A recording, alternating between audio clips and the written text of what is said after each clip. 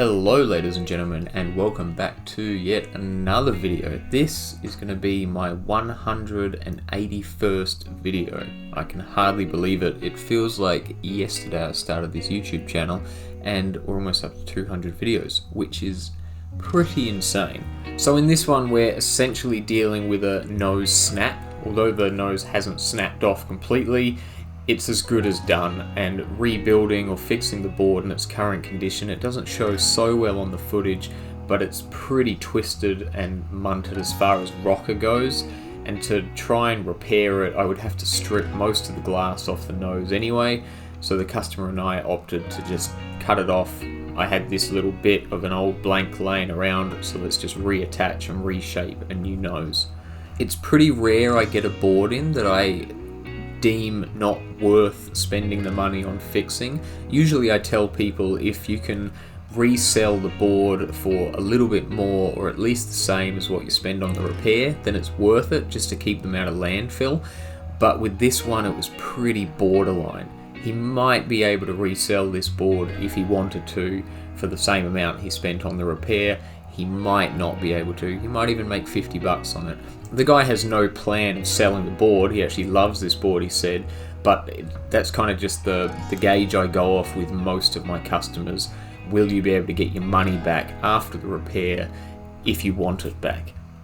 I think in all the years I've been doing this, I've only ever had 3 boards come in where I've told the owner this isn't worth it and don't spend the money on the repair.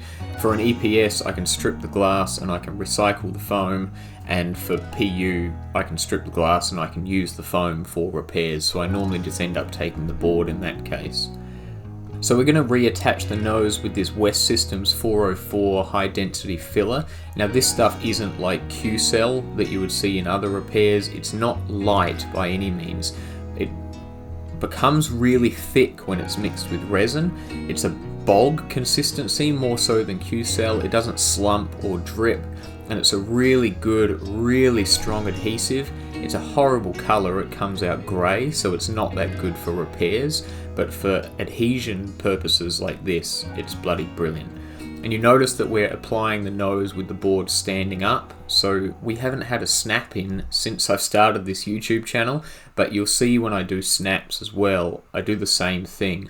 I do the board standing up because I just find it easier to eye up the rocker and also adjust the rocker as well. If the board's horizontal, you've got to prop pieces up to get that rocker. It can't move, it can't fall, you're fighting gravity, it's just a pain. So standing up is the way to go for jobs like this, I think. One of the problems with the stuff though is that it is so hard that when you're sanding it alongside foam like this, you've got to be really careful to bring only the 404 down and not the nose or the exposed foam here. It's a little bit like shaping a board in the sense that the stringer is much harder than the foam, so you've got to constantly bring the foam down, bring the stringer down to meet the foam rather. But with this stuff it's way harder than wood, it's more like concrete. So it's pretty tedious bringing it down and not just messing up your entire nose or that foam that's going to make up the nose. This section here is kind of where shaping experience comes in handy, and while I'm not the most experienced shaper by any stretch of the imagination, once we get this outline cut and we have to start blending rails in, that's kind of where shaping knowledge comes in handy, because I have to copy what I imagine the rail bands looked like when this board was being shaped, and I have to sort of freehand them in to the nose area. And I'm sort of using the sander, I'm starting it on the board to try and match where I imagine those rail bands were, and then sort of just continuing to mimic those rail bands. Once I've got them cut in pretty roughly, then I can square up to the outline, and again with the sander starting on the board, I'm sort of following the board's outline from fiberglass to foam. But this is it's all by eye. There's really no template to use other than the original piece of the nose, which was pretty munted, so it's not that accurate. So definitely some shaping experience with repairs like this come in handy, and that's not taking the rocker into account either. The hardest bit with jobs like this by far are getting the rocker to flow nicely and not having almost like a skateboard kick where the original board meets the foam nose that you've glued on.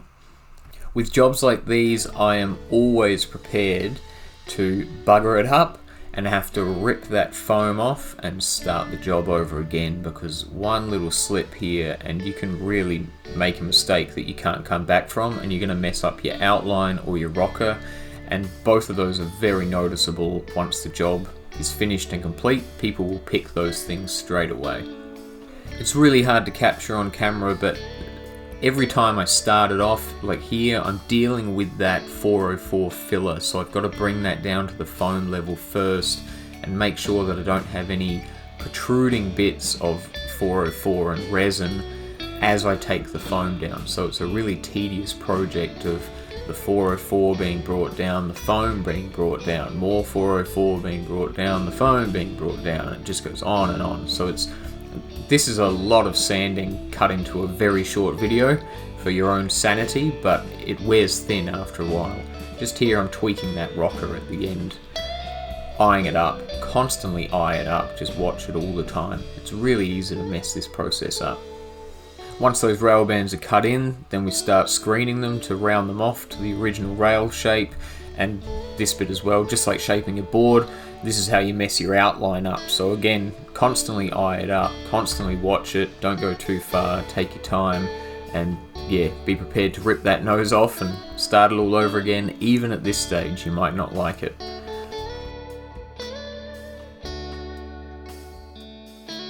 This bit here is arguably not necessary. You could probably get away without doing this, but this is a micro balloon and a resin mix, and I'm just screeting it really tightly over our foam nose.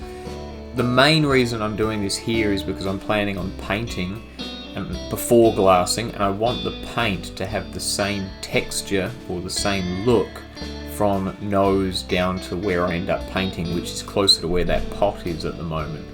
If I paint directly on foam, it's going to be visually very different to where I've painted on the original fiberglass. So by putting the Q-cell down, it's going to give the paint a more consistent look underneath the fiberglass. It can be sanded lightly, so it can help with the shaping a little bit as well, but I'm really just buzzing it with 120 here just to get it to hug the foam and only fill the porous parts of the foam. I don't want a layer over the whole thing. I just want all those little pores in the foam filled up, so our paint looks the same on it as it will over the fiberglass. Realistically, for the money this guy spent on this board, I probably could have skipped the painting, but I don't really like the look of boards that have that obvious join from new foam to old foam, and different resins and different fiberglass come up with different looks as well. And you may have noticed in the opening clip of this video that there's some camo paint down by the tail pad, so I thought I'd mimic that a little bit without going too crazy, but we're going to do a camo paint job on this board. I actually can't stand camouflage patterns. I don't like them at all. Camo pants, camo hats, camo shirts, can't stand them. You'll never see me wearing them, so it's hard for me to do a good job. But yeah, we'll just roughly mimic what's on the deck and it should tie in nicely enough, I imagine. So here I'm just laying down the colours that I want my little camo blemishes to be. I've got 2 pieces of masking tape on the board already, so they're over the white fiberglass, the original glass of the board. So there's going to be some white through it as well. And here I'm just ripping up wide tape. I think that's a 25mm tape or something. So I'm just ripping it to give it kind of torn edges. If I just laid tape down, each section would have a really sharp edge. That probably makes 0 sense to you at this point of the video, but it will in a moment, I promise. So this tearing small bits of masking tape is a real pain in the ass, and your fingers kind of mess up the adhesive on the tape, so you got to make sure it's stuck down really hard. If you follow my Instagram, you might have seen a photo of this board that I just finished for Justin, that I painted and glassed for him, and I used the same technique for the big black rip down the middle. So I actually tore really long lengths of masking tape and put them down before masking to give that kind of ripped effect.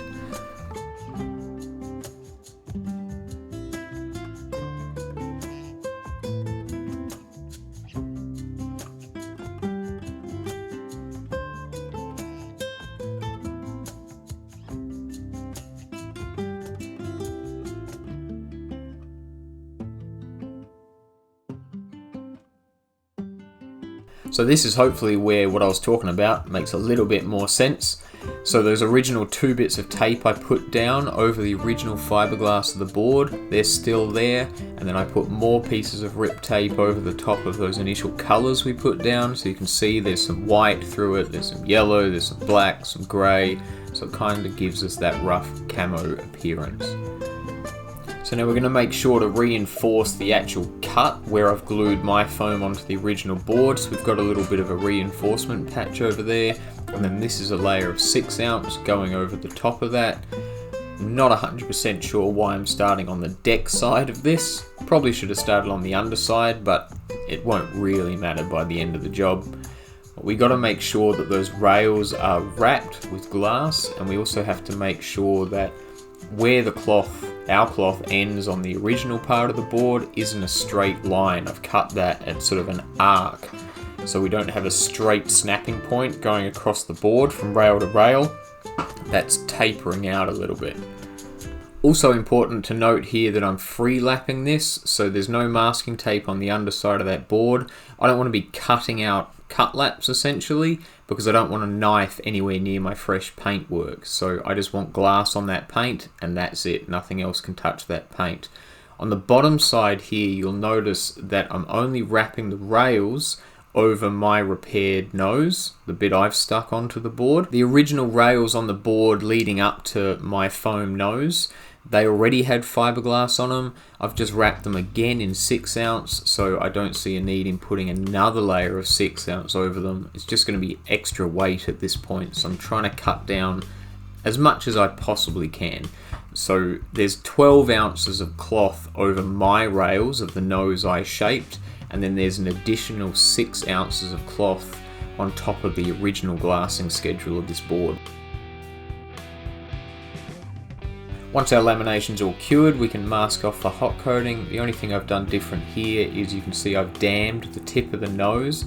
That's because I've shaped it to be a flat nose. It's just easier to shape it that way with a little bit of a beak. So I just wanted a little bit of extra resin around the nose, so then I can shape the resin at the end when I final sand it, and there's going to be a little bit of extra protection at the tip of the board there. Once the hot coats are all cured, we can start sanding. Here I'm using 120, and because I've free lapped it, I'm fully expecting to, and I did, expose fiberglass weave as I was sanding. The problem with free laps is because you're not doing a nice neat cut of your fiberglass cloth, there's kind of some high sections, and it's really easy to expose weave on free laps. If you watch my last video though, you'll know that I'm using this new U-Butte poly resin that is UV activated. So once I've done that 120 sand, I'm coating the whole area with a really thin coat, but a coat of this UV poly resin, and then banging that out in the sun. That UV resin has filled all of my 120 scratches, so now I can start at 320 on the orbital. So I've skipped 240 completely, and once I've got this all flattened out with my 320, which won't expose the weave again on the cloth, then I can take it outside and go to 400, and I think I just finished this one at 400. I don't think I went beyond it. So on the last video that I did with the UV resin, I mentioned that my minimum charge was $100. I won't touch a board for less than $100, and I got quite a bit of feedback on that from both surfboard repairers and just surfers and people fixing surfboards. So I wonder if that's information that you guys might be interested in. Maybe I should start adding the price tag for each one of these repairs at the end of each video. I am planning to do a video in the very near future when it comes to pricing of repairing surfboards. I've spoken to a lot of repairers around the world over the years, and I do believe that most of them, the vast majority of them, are undercharging for their services. So that is something I would be happy to do, but in the case of this board, I'm more interested to know. I'm not going to tell you how much this repair cost, but I'd like to know, if you're a repairer somewhere in the world, how much would you charge for this repair? And make sure you add USD or AUD or NZD or whatever country you're in. And if you're a surfer, what would you expect to pay with your country's currency for a repair like this? And do you want to know how much each one of my repairs on YouTube cost at the end of each video? I'm interested to hear your answers. Look forward to reading the comments. And once again, guys, thank you very much for watching. Hope you're well, and we will see you in the next video. Like, subscribe, share, all that stuff. Choo-hoo!